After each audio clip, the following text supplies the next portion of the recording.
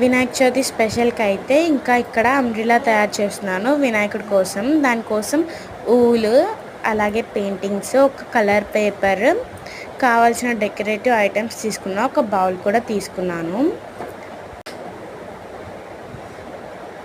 ఇంకా దాని తర్వాత పేపర్ తీసుకొని బౌల్ని పెట్టేసుకొని ఒక పెన్సిల్ తీసుకొని గీసుకున్నాను సర్కిల్. తర్వాత దాన్ని అయితే కట్ చేసేసుకున్నాను. కట్ చేసిన తర్వాత మళ్ళీ ఇంకొకసారి కూడా కట్ చేశాను. ఇలా సర్కిల్గా కట్ చేసిన తర్వాత దాని మిడిల్లో నుంచి కరెక్ట్గా కట్ చేయాలి.